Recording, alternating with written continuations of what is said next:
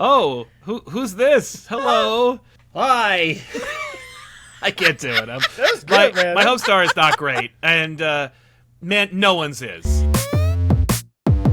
All right, welcome to This Week in Nerd History. This is a podcast where we talk about all the fun, dumb, nerdy stuff from the past, present, and the future. I'm Mike. Joining me as always, we got AJ and Sal. I want to start this out on a fun, positive note for you guys.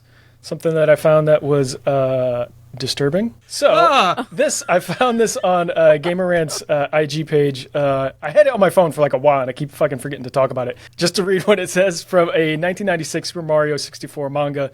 Suggests that 1-up mushrooms grow from the bodies of dead Marios, perpetuating the cycle of life and death. And the illustration for those listening on Apple or Spotify, that, you need to give one to get one. Right. Yeah. It's just terrifying. It's just dead Mario just like buried underground, like face first, and then just a mushroom just growing and then the up out roots of a mushroom and sucking it's all the super life cute. out of him. Yeah. Energy doesn't come from nowhere. Yeah, matter cannot be created or destroyed. So. I wouldn't be surprised if they're like, yes, when we were designing the game, like very first pixels of the game and designing all together, we wanted the mushrooms to be growing out of the character's body. Yes, the dead Marios are below screen, and that is where they come from. Know that they are there.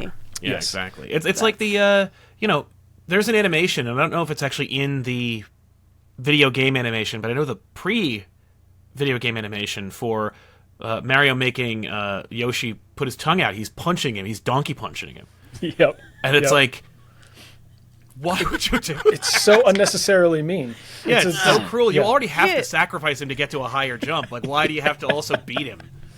It's so awful. It's like, if that's there, then the mushrooms are absolutely. Absolutely. Yep.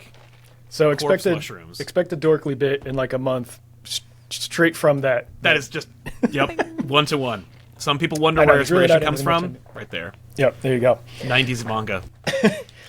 So, all right. So we got a bunch of fun stuff to talk about today, which I already forgot about. What we were just talking about. So we got Homestar Runner, 25-year anniversary of Homestar, kicking off. Hugely fun, massively popular. So we're going to get into the big history of behind all that.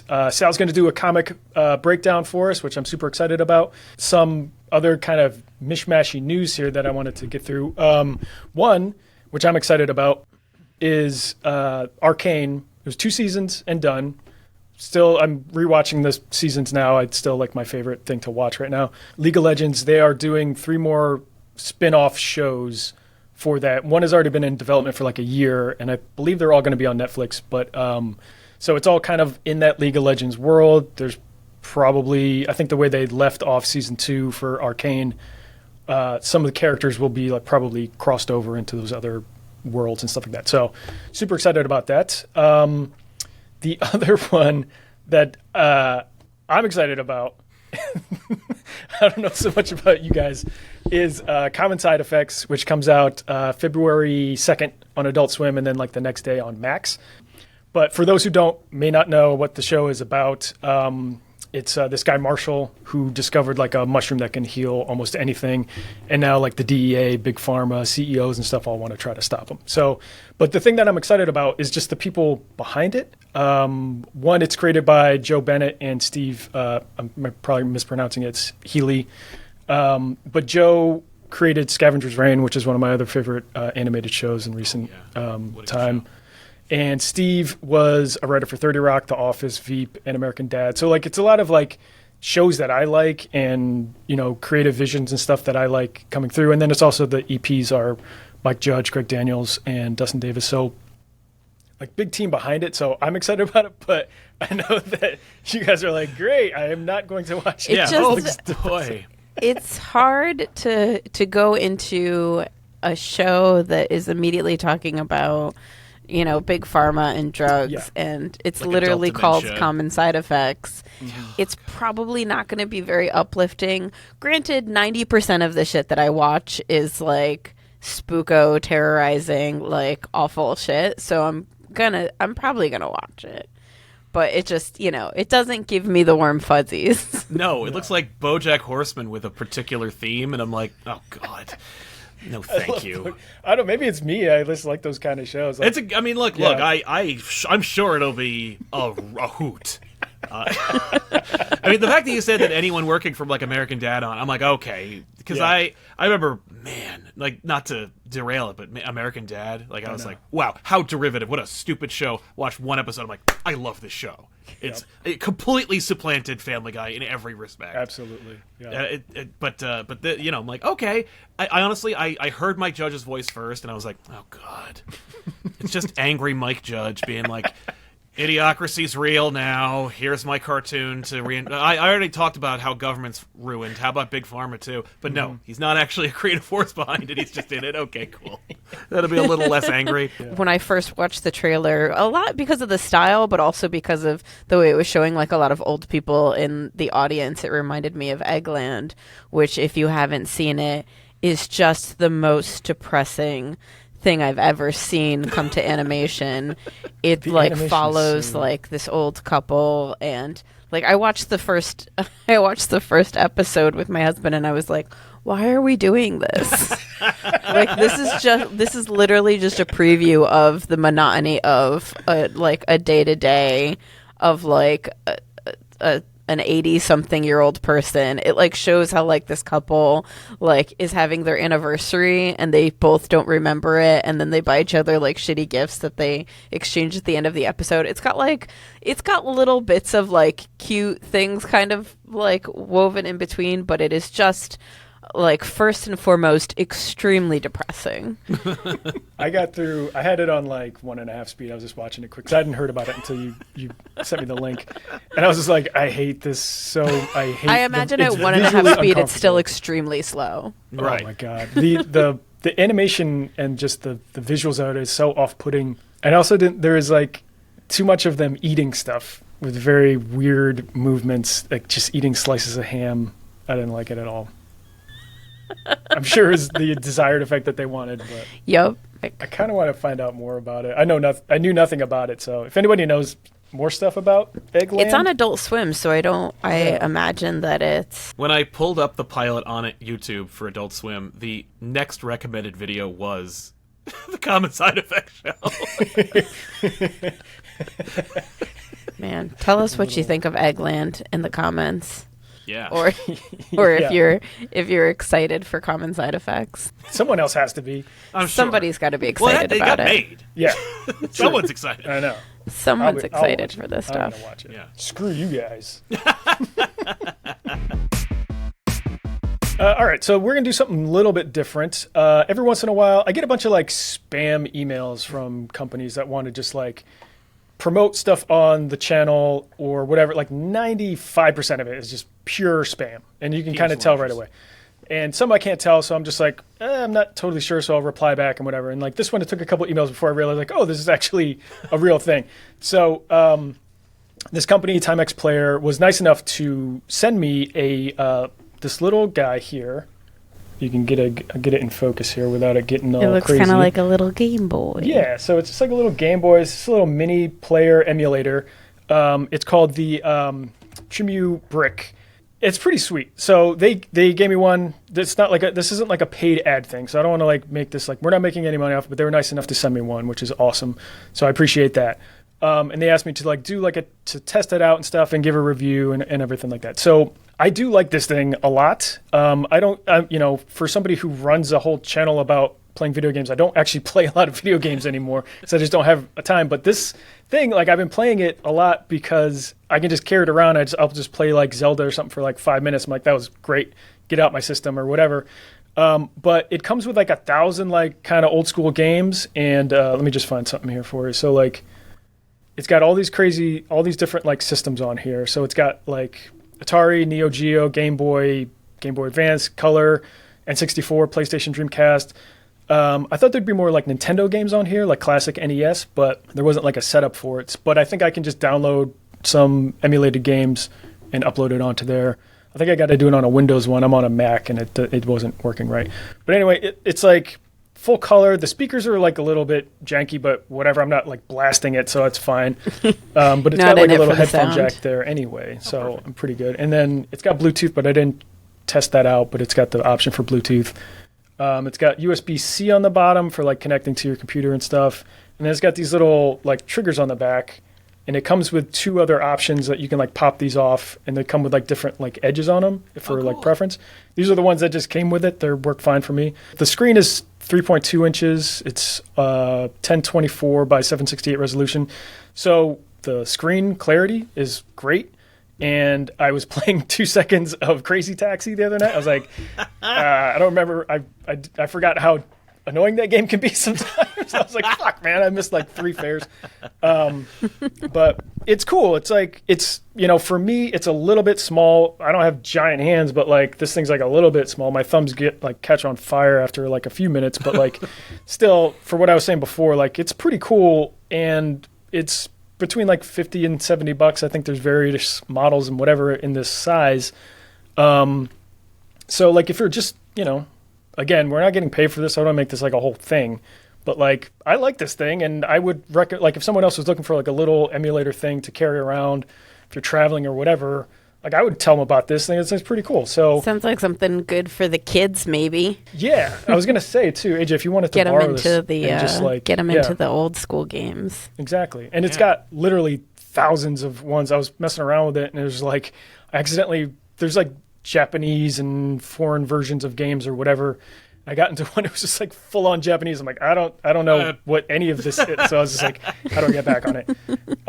But it runs pretty well. Some of the games like would crash every once in a while on startup, and then I would just like restart and it would work fine. So not a perfect thing, but like if you're just looking to mess around with something, it's pretty cool. So thanks again to Timex Player for sending that to me. It's the Trimui Brick.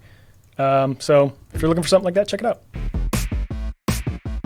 All right, so we're doing another breakdown. Sal is comic book aficionado, so Sal's going to take a panel. Yeah, what do you got for us? Page. Yeah. Awesome. We're going to take a page, break it down. I'm super excited about this. I really want to see like the the inner workings here. Show us how the sausage is made.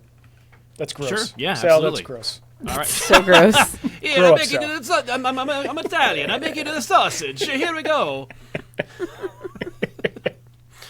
I don't know why I did that. Just lost my mind. Here we go. I blacked out. What happened? I blacked out. So this is, oh man, can I draw on this too? No? Okay, fine. Oh, well, this is a page from Frank Miller's Dark Knight Returns from '86. If you are a comic book fan and you're deep in the weeds like I am, this is a great opportunity because you probably are familiar with this breakdown because noted comic book auteur Scott Snyder has a whole like class that he teaches on his like Substack that breaks down like how to make comics and why comics work and like how he got his start and how he tells his stories and wins Eisners for them. So one of the things that he did was actually break down this page, and so in a way I'd like to kind of paraphrase it and kind of lend my own spin on it because that's what here's some Spider-Man. That was in case that didn't work out, but that was just me reading. I'm just that kind of nerd. But this is essentially the first time you meet Batman. The concept of Dark Knight Returns, very quick and dirty, is it's a dark dystopian future. Batman is the ancient and ripe old age of 55 years old. Oh, no. I know. Frank Miller wrote it and drew it when he was in his 20s, so obviously 55 was a distant concept for him. If he would change it, if he could have changed it, he said he would have made him like 70, because he's definitely drawn that way.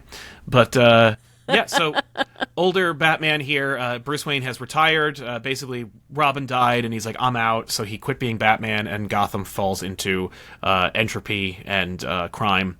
And this is the book's called Dark Knight Returns. You can imagine what happens. So we see Batman for the first time, or Bruce Wayne, and he is introduced to the reader as Bruce Wayne kind of like leaning into the playboy billionaire persona that he always pretended to be, but he's also still formerly Batman, so he's always seeking thrills, and in fact, one of the main kind of motifs of the book is that he's seeking a perfect death.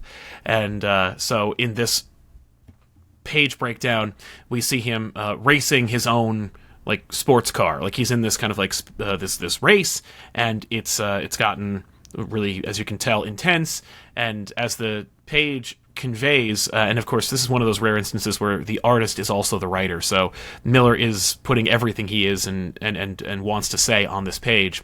And so as you can see with the breakdown here, the page itself is made up of all these just different tiny panels that keep you contained and claustrophobic, because Bruce is, in and of himself, kind of like trapped in this car as he pushes it to the limit, and the car doesn't do what he needs, and so he forces it, and the car, as a result, like comes apart and becomes a flaming wreckage.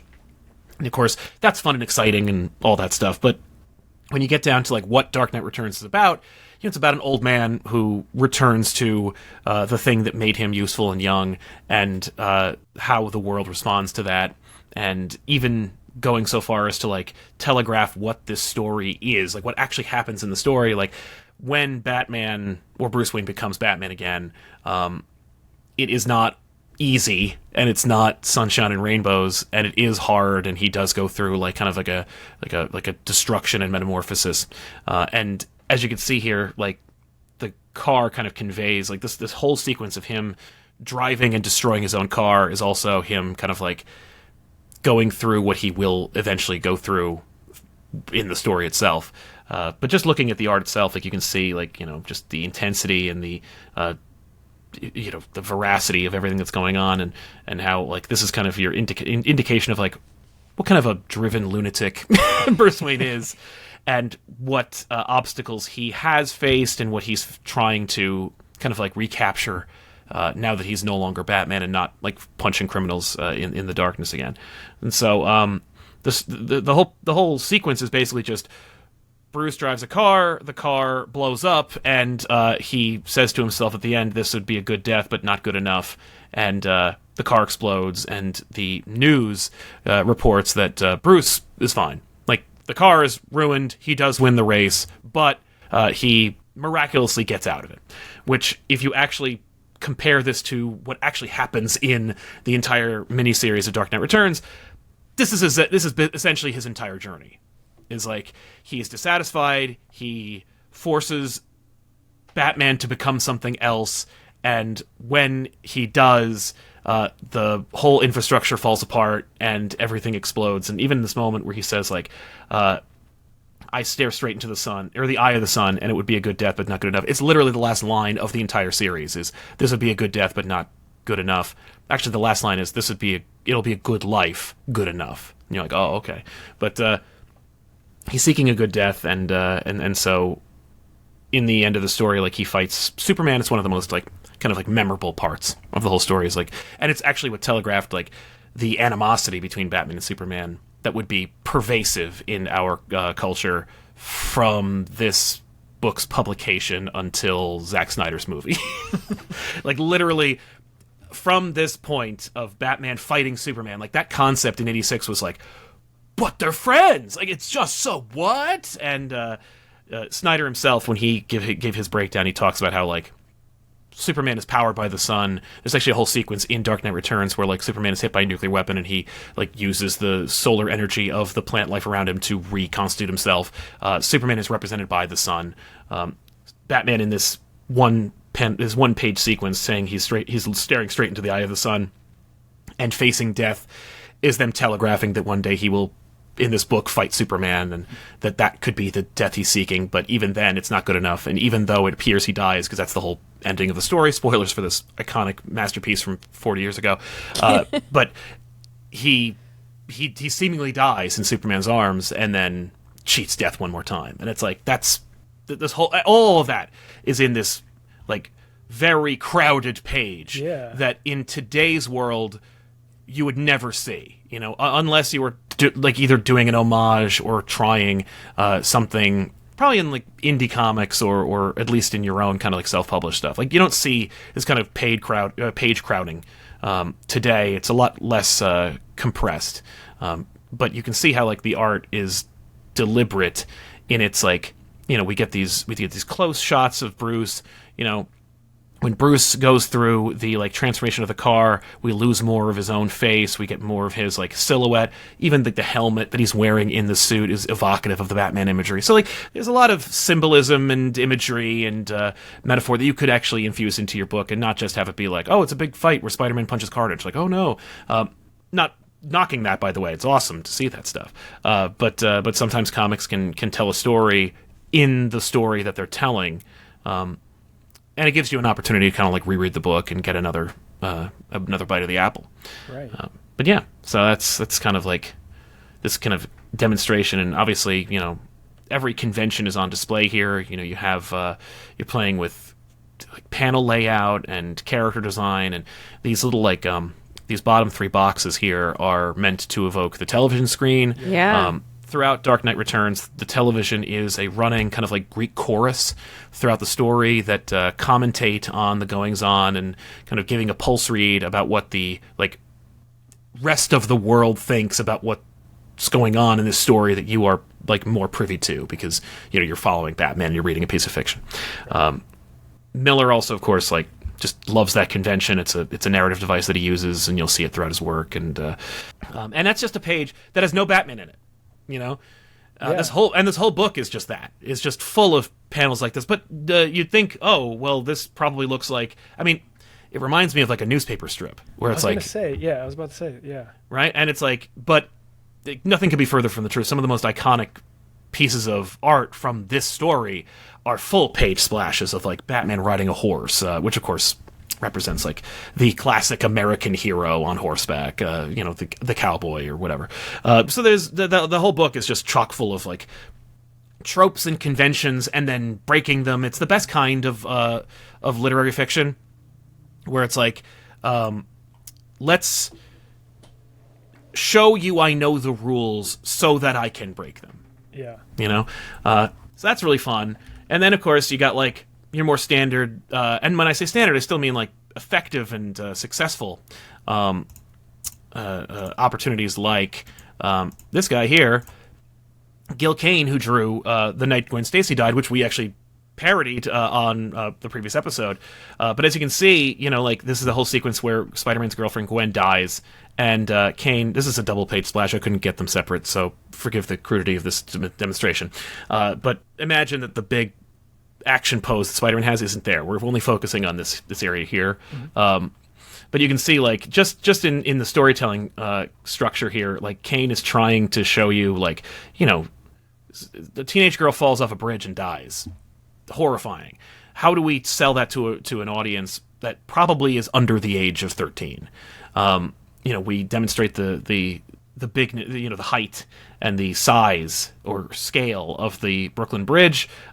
We do that by, doing this really nice long panel here. It's just giving you the sense of distance between, Gwen and the water below.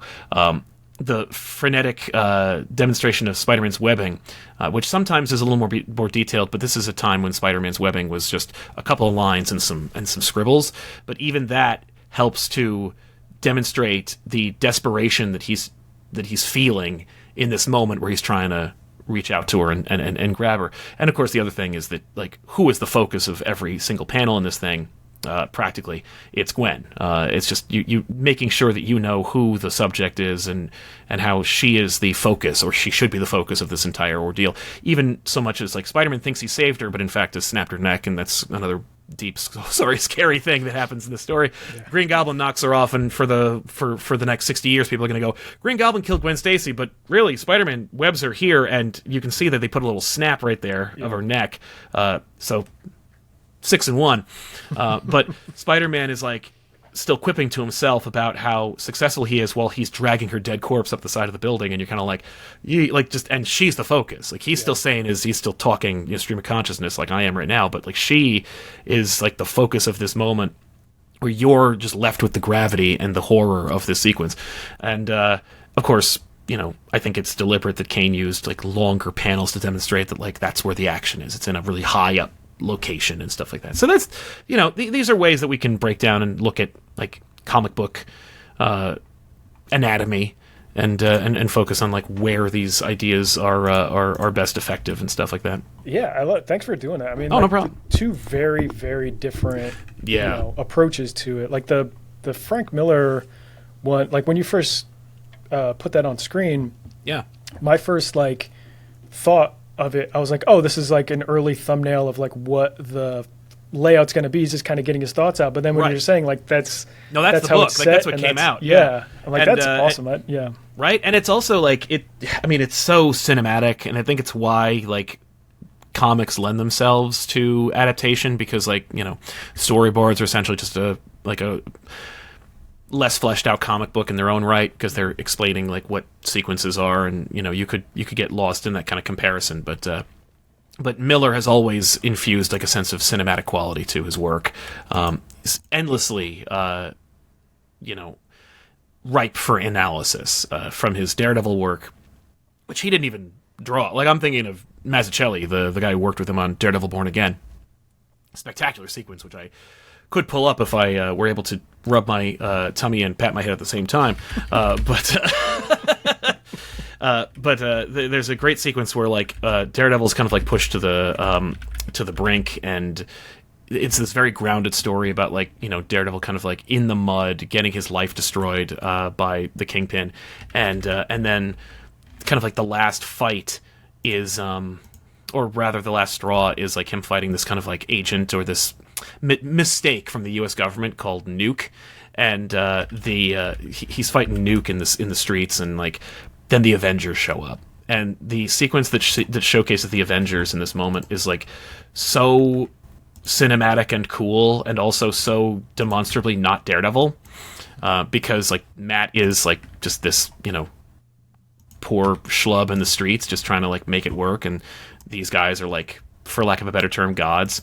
And so thankfully, because I vamped for long enough, I can actually show you the page here, and as you can see, like it's in the midst of like a massive rainstorm, and you can see like, you know, Captain America is saving someone, and even his angle is, this is, by the way, David Mazzucchelli, who is the artist on the story, but Frank Miller wrote it. But like, you know, we got this upshot of Captain America, the hero's angle, so to speak, so we can see like his chiseled jaw and his like heroic stance, and he's set against the fire, but he's, you know, still standing tall, and you got Thor over on the right, and he's clearly bringing the rain itself. So it's this monsoon, in like, you know, engulfing the city, and Thor stands defiant within it because he's controlling it himself. And Matt is grabbing this dude's throat, just being like, "Okay, and I'm here too," you know. And it's set against it. Iron Man is in his most like relaxed pose ever because he's just a dude in a robot suit that could kill everyone in the room, and it's just him being like, "Hey, you're done now." And it just, fantastic stuff. Comics are fun, but that's and Miller. I'm also impressed at your ability to talk about while you found that. I know. It's an old skill that I learned as a teacher.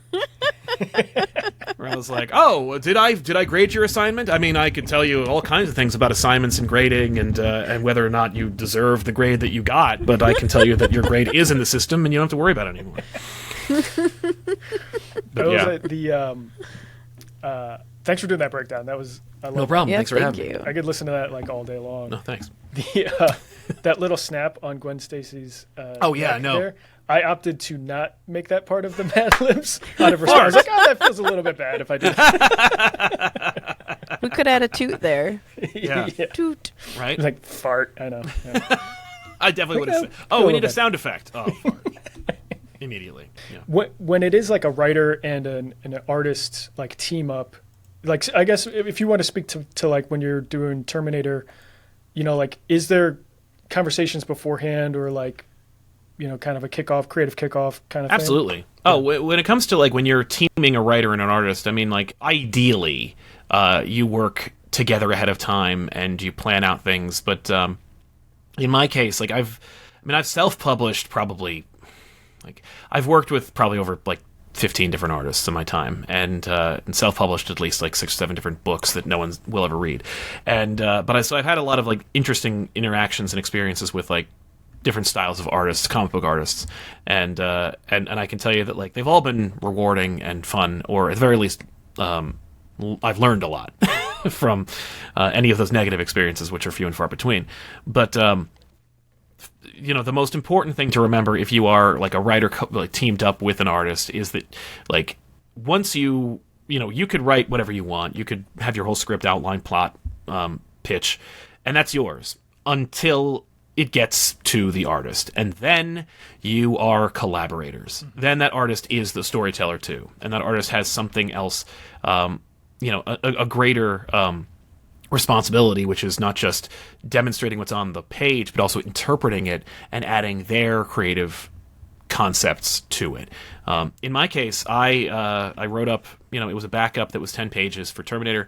I wrote that, myself, and because I didn't even know who was going to draw it at the time. And there was some like inklings, they said, I think it's going to be this guy. And so I wrote it kind of like with that concept in mind, but because it was so like unconfirmed, I was like, I'll just write what I want to see. And your script should probably reflect less of like that kind of specificity, just kind of like tell your story, not necessarily tell the artist what they need to draw, unless it's that important. Like Alan Moore, vaunted massive comic book writer back in the day. His scripts are incredibly detail-oriented. They're also written on typewriter and in all capitals, so it is insane to read, and I don't envy anyone who have ever had to work with him on that. But yeah, it's... It's just one long, angry email. It's a very long email that's extremely he's angry. yelling at you. It's going to look like this! And but... Again, when it comes to working with artists, like you have to accept that collaborative input and be prepared for it. Not be like whoa, because the sooner you do, like the easier a time it'll be, and the better your product will be. Mm-hmm. So in my case, like I got the pages written, and then they were sent off to Colin Craker, who drew them. And Colin, his process was that he read the script and then thumbed them out immediately. Like he had all 10 pages thumbed. And when I say thumbed, I mean like loose sketches with the pages broken down, like within the day. Wow. And, I remember like asking about it, I was like, oh, how's, I ended up, because I found out who was working on it, I immediately like followed him on Instagram or Twitter, and I was like, hey, Colin, like, I'm Sal, I'm writing the thing. And he's like, oh, that's great. Here are my thumbs. And I'm like, what? Like, Jesus, that's awesome, but also, whoa. Like you're saying, it does like take on that kind of second life once it gets past the script, where, now it's like my job as a director would be to like visualize what this story is. And then for me personally, like I don't like putting like a big thumbprint on there on like, this is from me now, like that kind of thing. But like I do like to, what I like to call like plus it, so that if there's like a timing thing or like an expression or how to like visualize something or a little bit of foreshadowing or framing to tell a story a little bit better, that kind of thing, without it changing what the script is or what the, joke is or whatever, that kind of stuff. Like that's an important step, I think. And it's putting that team together as well. And it's a weird artistic collaboration. It's really like finding that team that you're comfortable with and that it all kind of works out together. 'Cause there's plenty of times where I make the wrong choice for like, if it's an animator, and it's an action scene and that animator may not do action that well, but I didn't realize that until too late. And it's like, that doesn't look good now. So now you have to try to figure out how to patch that up or fix it yourself, that kind of thing. But it's like, it's all a lot of like trial and error at first. And then you kind of figure it out. And then somehow it comes out like a comic or like a, little like short, an animation kind of thing. Yeah. Here, this is what the, this is the thumbs that I got. Like, it was just like, here they are. That's so and cool. I was like, oh my God. Spoilers. Yeah, I know. Spoilers for the last 4 pages, but but seeing it, I was like, this is great because it gave me an opportunity to go like, oh, I don't know if I, like, in this case, I was like, yep. But here we can compare it to page 2. Like you can see in the thing here, there's page 2. This is the like, wow, yeah. This is the page of page 2, pre-colors and lettering and stuff like that. But like you can see like where it came from. And how close it was to like his vision or his interpretation of what it said. And it's like, yeah, man, he really nailed it. And just a workhorse that like. What was the artist's name? Colin Craker. Colin Craker. Shout out to Colin. Right, awesome. Colin nailed it, man. That's such a crazy skill. Like I'm doing thumbs for a project right now. I'm slow at that. It takes me a while to kind of visualize and figure that stuff out. Right. To knock out all that with the different panels and different action and everything, keep it fucking crazy. I know, and like in full like I can't even. I don't know how to write a page that's like, oh, panel. Like how many panels am I going to pick? 4, 6? It can't be more than 7, unless you're Frank Miller, and then it's 26. And it'll work, and it'll become like an example of like brilliant comicking. But still, That is Sal's Comic Breakdown. All right, I love That's a it. thing now. You're doing it every week, so get ready. All right, I'll grab Get another ready. page. I can do that. I mean, there's books where I'm like, this is not good. And here's really? why. I'd be interested in that, too, just seeing like a bad... Yeah, here's something that didn't work out. Yeah. I'm sure that, and the artist is like, thanks, man. I'll try to grab like old books. Yeah, right. Where it's like, they're dead. Use that Elf special that I sent you. Oh, you mean this? This thing you got out of the garbage for me? It's got a banana peel on top. All right, guys. It's been 25 years since HomestarRunner.com launched their website. Sal, you have a friend. Oh, who's this? Hello. Hi. I can't do it. good, man. My Homestar is not great, and man, no one's is. And I love it. Like those guys, there's so many where they're like, "Oh, time for you to do your horrible Homestar impression." It's me. Hello. Gah. Love it. Yeah, but I got this year. Hey, Like- guys. Yes, I have magnet eyes, so you can flip me if you're left-handed. Really? Oh, wow. That's You so Literally fun. take them off and then put them on the other side. Wow. That's Yeah, so don't- smart. Don't make me face forward. It's horrible. Yeah, don't do that. No. That's nightmare Yeah. inducing. Oh, I no, did I notice know. because in like doing some research, I was like, oh, they did a bunch of songs with They Might Be Giants, including like little videos where they would have the Homestar puppet like singing with them, and he'll just sing, but then he'll like turn around and there's just nothing on the other side of his face. So it's very nice that it's cartoon accurate. Yeah, I appreciate that too. So for anyone not familiar, HomestarRunner.com was a fantastic website. It was formative to my college, like everything. It meant everything to me for a small period of time. You would go to HomestarRunner.com. I think I would go there it was like Tuesday or Thursday, whatever day that I was working in the theater office where I did my work study. And me and my friend Mike would immediately go online to check SPE-mails, otherwise known as strong bad emails. We would check in to see what the new SPE-mail for the week was, and we would watch it, and we would like hold our breath, like because we wouldn't want to laugh and miss something, and then we would immediately watch it again and again and again and again, and we would I know these emails like the back of my hand. I know them by heart, so many of them. I quote them with my husband. I now quote them with my kids because I have showed my 8-year-old son has seen a lot of strong bad emails because we have the full 6-disc set of emails. That's awesome.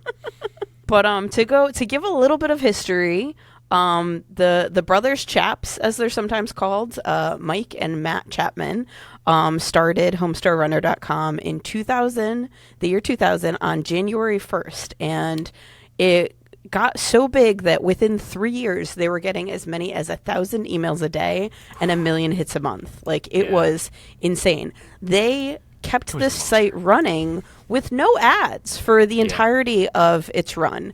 It was completely viable through sale of merchandise through 2010, I believe. And they sold shirts. I remember at one point, it was before my husband and I were even dating. I went to a birthday party for him, and I just got him a bunch of Homestar stuff for his birthday. So I went on the site and I ordered a Homestar shirt, and then I got as a freebie, I got a little keychain that was a little rubber, partially see-through red Strong Badia population tire keychain. And that was the only keychain on my keys for so long. I loved that thing until one day it either broke or was stolen. I think it was stolen because it never showed any sign of wear. Within 10 years, it still looked fantastic. It looked brand new. It was my favorite thing. I had Stoppy, the stop sign. I wish I still had that keychain because for years it was my favorite thing. And then if somebody saw it and they were like, "Oh, Strong Bad," I'd be like, "All right, you're cool. We're cool. Yeah, we could be friends." It was the whole thing. If you could quote Strong Bad, you were in. You were friends with me. But Mike and Matt Chapman both got married and started to have kids by the time 2010 hit. So they had to basically be like, well, this isn't going to pay the bills for families. So they kind of stopped doing what they're doing. They would do a couple updates now and then. They would do like an April Fool's thing here, a December Ween thing there. But they both got jobs writing on shows like Yo Gabba Gabba, Gravity Falls, one of my personal favorites, The Aquabat Super Show, Wander Over Yonder, and then a couple years later they started developing the Disney XD show Two More Eggs, which I also love. I showed Mike one of the shorts from that. That's them. Like you're like, oh my god. There's this one particular short. If you haven't seen any Two More Eggs things, you've got to start with. There's this character called Double, and he gets in to a car, and he says, "Make the fast gas, monster man!" And it's just a song of nonsense, and it is so Homestarific. I love it so much. Yeah. I love it. But like something that was like unique to me about it was that they weren't on Newgrounds, and for those who don't know, like I came about on Newgrounds, so like 2000, right around the same time. Like Newgrounds was like YouTube. It was before YouTube, and it was just for Flash animation, Flash games, and stuff like that. And like their stuff wasn't on there; they were their own thing, and they were like their own Newgrounds. Yeah, like they had their own because the other thing that you're hinting on is like they had a gaming section of their website. Like that website was a one-stop shop where you could like watch a myriad of cartoons of varying styles. Where it was like a more contemporary, like funny, cynical, strong bad email, or the more kind of like jovial, kid-friendly Homestar stuff with a little edge to it. To like their specials, like that were holiday themed, to their random cartoons that were like adaptations of storybooks that the brothers made when they were children, and then there's like their Videlectrix video game section where it's like you're just playing like, and these are games where it's like you could play them. Like these are games that were as addictive as I remember Burninating Peasants. Yeah, Burninating Peasants. When Peasants Quest dropped, it was the biggest like. It was a big thing. It was a huge thing, and it was a game that like we all played. You were previously playing as Trogdor, and now you can play as a peasant. Yeah, and it became a King's Quest send-up, which was like great because it was also irreverent, and you could make like jokes that were also strong bad references. Like it was just this interconnected, like Marvel Cinematic Universe built into its own website that you didn't have to go anywhere else to enjoy, and the Easter eggs. Because it was Flash animation, like if you were watching something and you could watch it like 1,000 times, another problem which I had with a cartoon show that I used to watch called College University, which was that you can't pause it. You had to watch the effing cartoon of like 15 minutes, of like 8 to 10 minutes, all the way. If I wanted to see Bumblebee get hit by beer cans, I had to wait until the effing thing was over again to get to it. Same thing with Strong Bad, but one of the rewards, which College University never gave, was that you could click on it and like different things would happen. Like a different, like a Finding whole other the cartoon Easter eggs might at the happen. end was really fun. Yeah. And how like the inside jokes would just like they would just like turn in on themselves. Like it was just like thing after thing after thing. One thing became, an email where somebody misspells Homestar becomes an entire character that keeps repeating, and Homestar is a thing. And then whenever Homestar comes back, he says some ridiculous thing like, I was raised by a cup of coffee. The thing with the website too, it was so like aspirational for a lot of creators, like myself included, just for like, because Newgrounds to me was a lot of individual creators just with the ability to throwing make stuff up. Let's make stuff great. Yes. It's so much of it is crude, whatever, mine included. And it's just, but like people just wanted to like create stuff with no real game plan for it. But then you go just put it out there. Yeah, exactly. Then you go to Homestar, and it's like, holy shit, this is like an ecosystem that they've built, and everything they're doing, all the different stuff that we were talking about before, it all works. It's all from a voice, but it's different, and it all works. And they're just, it's just like this, I don't know, paradise of like creativity and stuff. But then for me, like the other part of it too was the merch, which is such a huge part of it. And like you're saying before, funded their website and stuff. There are no ads and all that kind of stuff. But like all the different types of merch. So then it was like, they come up with a short, and then now they've got some merch that's related to it, that sort of thing. Yep. And like to me, I was just like a beacon, or just sort of like a goal for me to like want to create something and like have some merch associated with it and whatever, and just like build the fan base and like have, you know, be interactive with the fans. And that's like all the strong bad emails and stuff like that, where it's like those are actual emails coming in and they're making jokes from it. And now like the fans feel they are directly part of this like lore of the show. Absolutely. So like just seeing that, it was like, you know, like 90% aspirational and then like 10% just like burning jealousy of like wanting that what they've got. It's like, son of a bitch, this is all funny.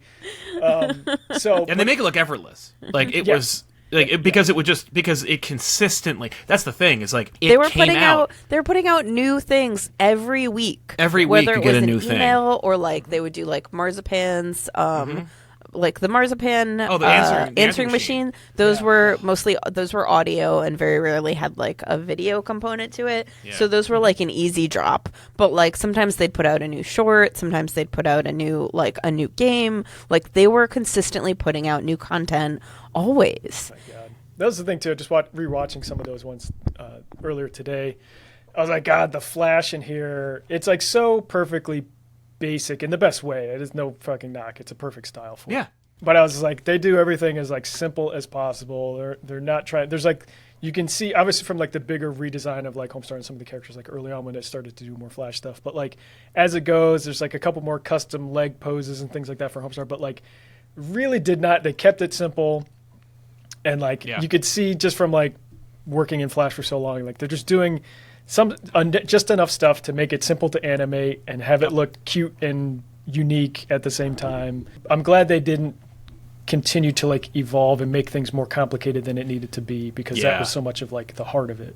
It came at a perfect time. I don't think it would work today, or at least the reason why I don't think it does work today is because like everyone is kind of niched off. Like Strong Bad is this thing that everyone can come together and enjoy and find something that they enjoy about it, as opposed to people being like, I only like Bubs. That's so true. Right? Like I need a more Bubs channel. Yeah, I need a Poopsmith content stream. You know? I only like KOT. Top 5 things you missed about Bubs. Right, yeah, just about Bubs. Just Bubs. Bubs.com.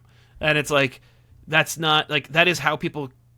I mean, that's why, you know, like art sucks and like content is worse than ever, because like we've all just niched off into our own like echo chambers. But yeah, there was a time. I did read that they turned down making like TV series like multiple times because they didn't think that it would do any good to like what they had, and that they wanted to keep it too. Would have really weird. Can you imagine a boardroom being like, why does Homestar talk like that? What's the deal with the boxing gloves on his hands? Yeah, but how does he type though? That would be tough too, because what would it be, like an 11-minute or 22-minute thing? Yeah, like right? That just seems Nobody like knows. overcomplicating the bite-sized fun of it. For me, it's like Calvin and Hobbes. It's like this thing that was like perfect for what it was and doesn't want to be anything but what it is. It lives there, and it's okay there. All right, so that's our Homestar. That's our Homestar wrap-up. Homestar. Yeah. So if for some reason, if you're one of our younger viewers, listeners, if you're not familiar with Homestar, go check out their website, Please. man. It's so Do yourself fun. a favor. Yeah. I used to use it as a bargaining chip with my students when I was a sub. I used to work with like grade school because they were the easiest. And these kids, I remember I was dealing with this one class, and they were nuts. And I was like, if everybody's cool and does their worksheet in the next 10 minutes, we'll watch a Strong Bad email. And the kids looked at me like I was insane. But you're like, you're going to love it. You're going to love it, no, and they you're were going like, to want more. This is back in the day. They were like, what do you know about Strong Bad emails? And I'm like, well, let's see what happens when you finish your assignment. All right, that's it for this week. Apologies again to Y2K. Sorry we didn't have time for you guys. We'll catch up with you next week, we promise. If you're listening to us on Spotify, Apple Podcasts, wherever you get your podcasts, give us a listen, give us a rating, leave a comment. We really appreciate it. If you're watching us on YouTube, we love all your comments. So what's your favorite Homestar, I don't know, episode? Email. What's your favorite email? Strong Bad email? You guys got anything to plug? We're nearing the end of my backups for Terminator, so if you're in a comic book store and you see Terminator 4 or 5 on the shelves, pick up a copy. Pick 'em up. You'll see the last 2 or 4 pages of my story. I want to give a shout out to some of my strong bed favorites: Late Switch Raves, Teen Girl Squad, Trogdor the Burninator, of course, and my very favorite Senior Cart Gauge, and specifically Senior Cart Gauge Mortgage, whose number I have memorized. It's 555555558555555. Senior Mortgage today. What am I gonna shout out? By the time this episode comes out on Sunday, this week we are doing a new monthly comic series with Justin Hall, who does comics for us once a month. We're doing Shuckle Quest, which is a spinoff of Shuckle from all the Pokemon stuff. Shuckle has like a long history of being really bad fucking luck weird. and just he can't evolve. And where we last left him off, he's a Ditto who just turned himself back into a Shuckle, but still can't evolve. So we're doing a monthly comic series with Justin called Shuckle Quest, and that's coming out next week. So I think it's like Tuesday or Wednesday that we'll put it up on all our socials and stuff. So Be sure to check that out. AJ, one thing I did notice, somebody was sad that we didn't do your outro. I saw that too. Yeah. Said, did I do something? We just decided, I'm sorry, guys. We do like you. It's not you, it's us. We decided we could change it up, and I guess we really offended some people. So I gotta say, it's the end of our episode. We like you, and we hope you like us. Oh, he said he has all kinds of things. Holy crap! Holy crap! Holy crap. Like, there's actually one of them where he, Yeah, I'm talking Homestar. Pin my bundle and... What? What do you mean my plush doll's been canceled? I can't believe that was the next one. That was the one I wanted to talk about. That's It's so like, great.